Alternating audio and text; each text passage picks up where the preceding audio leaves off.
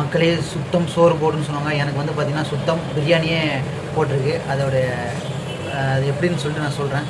பார்த்தீங்கன்னா நான் ஒரு இடத்துல ஒர்க் பண்ணிகிட்ருக்கேன். ஒர்க் பண்ணுற இடத்துல பார்த்தீங்கன்னா ஒரு வேஸ்ட்டு தண்ணி நான் வந்து ஜூஸ் மாஸ்டராக இருக்கேன். அந்த இதில் பார்த்தீங்கன்னா வேஸ்ட்டு தண்ணி லீக்கேஜ் ஆகிட்டுருக்கு. நான் ஓனர்கிட்ட வந்து நான் சொன்னேன், இதை வந்து ரெடி பண்ணுங்க அப்படின்னு சொல்லிட்டு. அது ஒரு 50 ரூபா தான் செலவாகும். பார்த்தீங்கன்னா நான் வந்து தக்காளி சாதம் சாப்பிட்லான்னு சொல்லிட்டு நான் 50 ரூபா எடுத்துகிட்டு வந்தேன். அந்த காசை வந்து செலவு பண்ணி நான் வந்து அதை ரெடி பண்ணேன். இடத்த க்ளீனாக வச்சுக்கிட்டேன். பார்த்தீங்கன்னா ஒரு ஃபாரின் கஸ்டமர் வந்தாங்க. ஆரஞ்சு ஜூஸ் கேட்டாங்க. ஃபஸ்ட்டு ஒரு ஆரஞ்சு ஜூஸ் கேட்டாங்க. நான் போட்டு கொடுத்தேன். சாப்பிட்டுட்டு பார்த்தீங்கன்னா நல்லா இருக்குன்னு 2 ஆரஞ்சு பார்சல்னு சொன்னாங்க.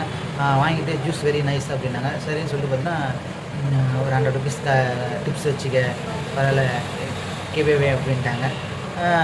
இது வந்து உன்னுடைய வேலைக்காக தான், உன்னுடைய திறமைக்காக தான் சொல்லி கொடுத்தாங்க.